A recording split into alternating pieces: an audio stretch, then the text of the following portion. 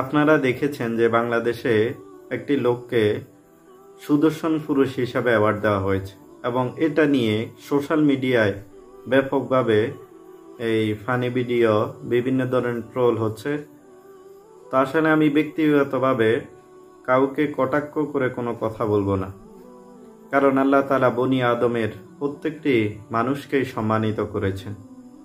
কিন্তু ইসলামে একজন সুদর্শন পুরুষের কাকে বলে আজকে আমরা জানব। ইসলামে মূলত সুদর্শন পুরুষ বলতে বোঝায় যে পুরুষ সবচেয়ে বেশি ফরেজগার তাকওয়াবান, এবং আল্লাহ তাআলা কোরআনে কারিমের মধ্যে বলেছেন ইন্না আক্রামাকুম ইনদাল্লাহি আতকাকুম, তোমাদের মধ্যে ওই ব্যক্তি সবচেয়ে বেশি সম্মানিত যে আল্লাহ তাআলার নিকট মর্যাদাশীল, যার মনের মধ্যে তাকওয়া আছে, যার হৃদয়ে আছে আল্লাহর ভয়, সেই মূলত আল্লাহ তাআলার নিকট সবচেয়ে বেশি সম্মানিত। এবং সুদর্শন পুরুষ বলতে ইসলামে বোঝায় যে পুরুষ মধ্যে লজ্জা থাকবে, বিনয় ভাব থাকবে, এবং যে পুরুষ অনেক স্মার্টলি কথা বলবে, তার মধ্যে একটা পুরুষের ব্যক্তিত্ব ভাব থাকবে।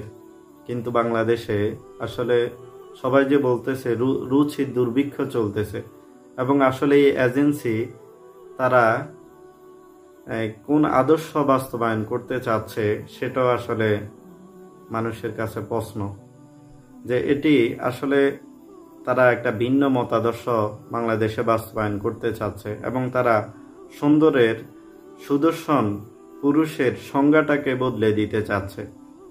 এজন্য আমরা তাদের থেকে সতর্ক থাকব এবং কোনো ব্যক্তিগত মানুষকে নিয়ে আমরা কটাক্ষ করব না।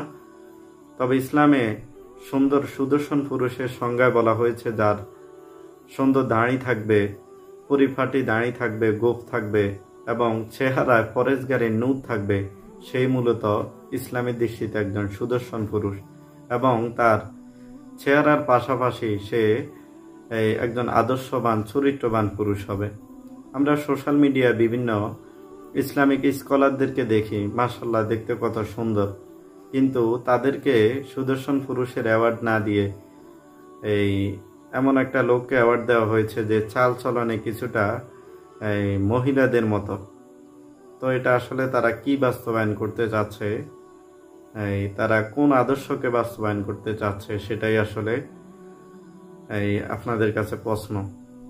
তা আমরা এই ধরনের বিষয়গুলো থেকে বেঁচে থাকার চেষ্টা করব। আল্লাহ তাআলা আমাদেরকে তৌফিক দান করুন।